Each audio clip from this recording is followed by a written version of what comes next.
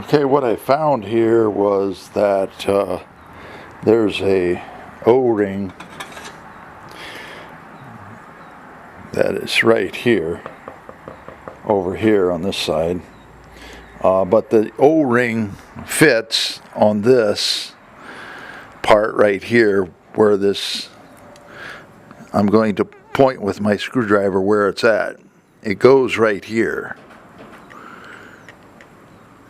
All right, I found that that was broken, and then I'm going to show the O-rings that I found. Okay, here are the O-rings that I found. This is the old one right here.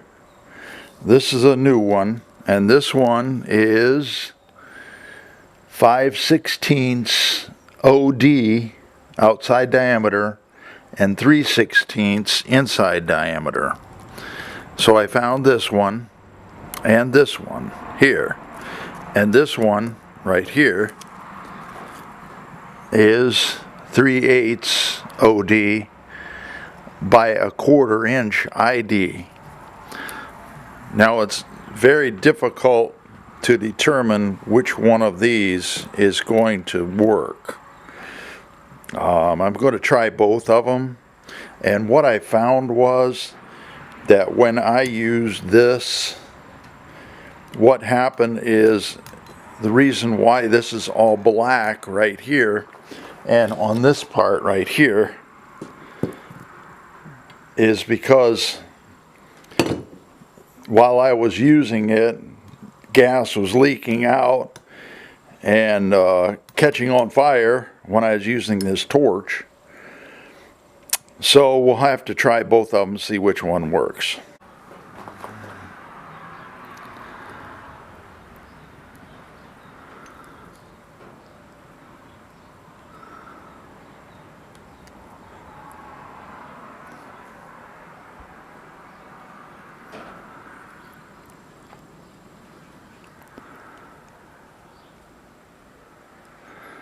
Oh, this one seems to be the right one. This is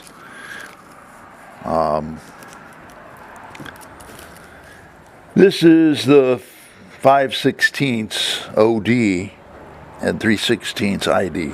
Now the reason why they give you the OD and the ID is because some have a smaller ID inside diameter because they are thicker. That's about as good as I can get it. All right, I could not find any instructions on how to take these apart or put them back together. I had to remove this C-clip, I'm going to call it. I had to remove this C-clip, and this was, if I can find it, this was around this area right here. I'll point with my screwdriver right there. So you got to put that back on very carefully so you don't lose it. And the stones that I'm working under, or over, I should say. Okay, well, it looks like it's on real good, but that prevents this part right here, this bell-shaped area, from going too far this way. Okay, now just put these two together. And I was using pliers to try to get it tighter, but that definitely is not the way to go. Okay, here's an example of the two oxygen dials on here, gauges. You have this knob right up here. This is to turn on the fuel, or well, actually the oxygen in this case should turn on the oxygen. And so I want this all the way open, and that would be, I believe, this gauge here. We'll see. See, that one moved. So that, you know, is where the control is. This gauge goes with this handle right up here. All right, now we'll get a wider view.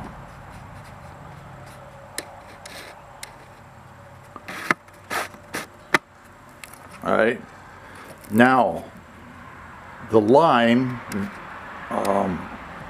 pressure is this other gauge. So now when most nozzles and like your faucet on your lavatory and stuff like that, they turn in, which would be clockwise, to turn it on. Now this one, we'll see if this gauge moves. Yeah. So you're going to turn it in to turn it on. And I want this one at about 15. All right, you have 20 right there.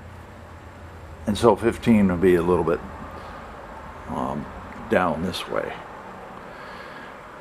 All right, now we're going to look at the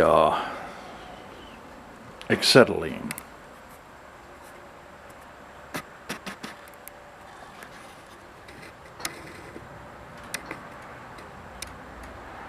Now I have the original dust covers on these because they do get dust on them and I don't want them scratched up. All right, now this one is different.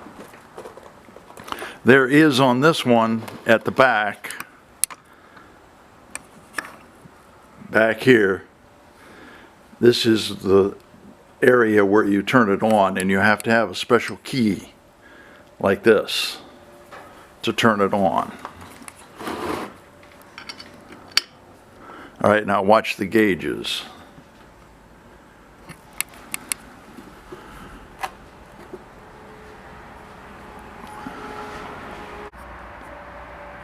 Okay, there's two O-rings in this. There's one here, and then there's another one down here. There's 3 rings in this whole piece of brass here. First of all, this ring for this O-ring, and then there's another step in this fixture, and it's the second one. Well, there's a third area where another O-ring goes down in here. You can barely see the rubber of the O-ring down here, this bigger one. Now that one was 3/8 the inside diameter, and I measured it at 9/16.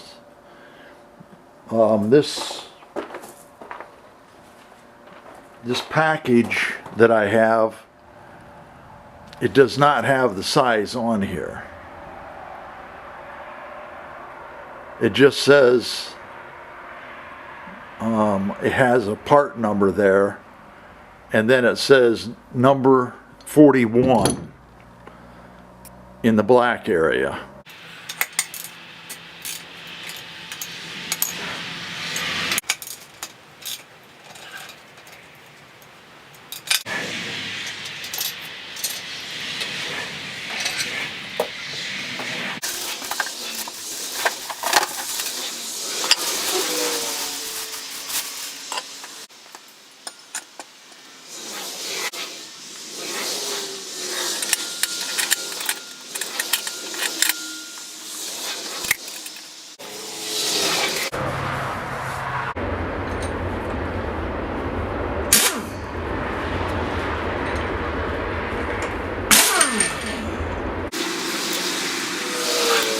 Now, if you're going to get valve stems, you got to be careful, because this one here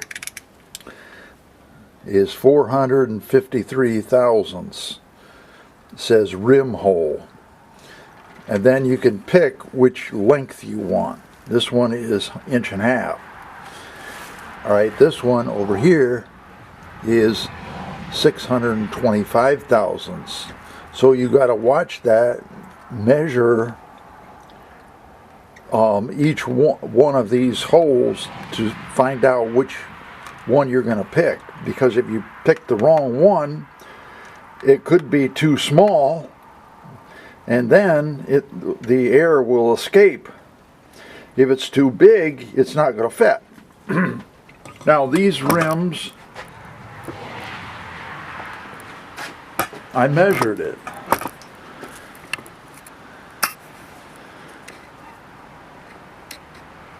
And these rims have this 453. Okay, put a little bit of oil on it and spread the oil around the entire valve stem. You got to put the oil right here, this area, because you want to oil it before it goes through this hole so that it goes through smoothly. All right. Take a piece of wire or something and distribute the oil.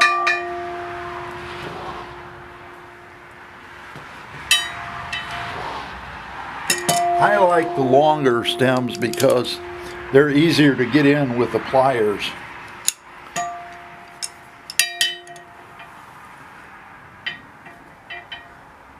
Now don't grip it too tight because you'll ruin the valve stem. And just pull it through like that till it snaps into place. Okay, here is what a properly installed tire is going to look like. Now these tires are the stock size of that truck, which is right over there, 07 Dodge. Alright, and that's how it should look when you get done. So now we're going to come over here. This is just dishwashing liquid.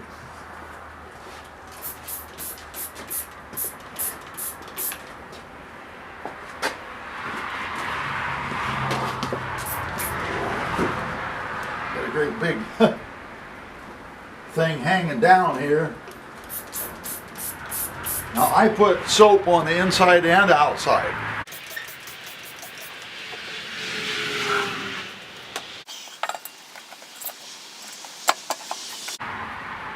Now this particular tool has a plastic cover over it. Alright, there's a rough side right here and then a smooth side over here. And one of them got ruined the last tire I put on. So you're going to need two of them.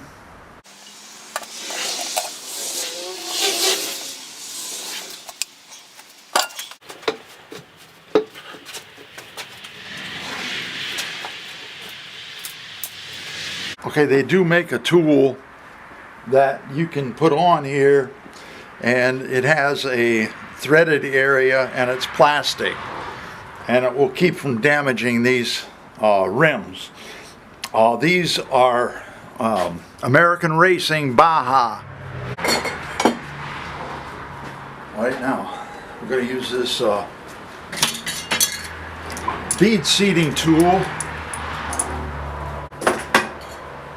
Right, you can make one of these out of a now what I did was I took a barbecue grill tank and I made this.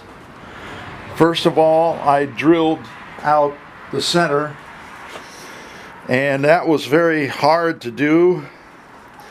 And then I welded in a steel piece of pipe down here, and then I used a plastic valve that I already had laying around. If you want to use metal, that's fine. Ball valve, I think I bought that one because it was cheaper, but it doesn't matter. A ball valve is a little bit more convenient. And then I put PVC here coming out of the ball valve. This is a threaded portion right here. The bottom already was threaded for the steel that I welded in there. I welded it at first, and then I decided to use bronze actually. And so I brazed this to make it leak free, and it seemed to work out pretty good, and it does work really well. And then I put a fill valve in here and made sure that I had the proper connection here for my hose. So this is the connection you're going to use.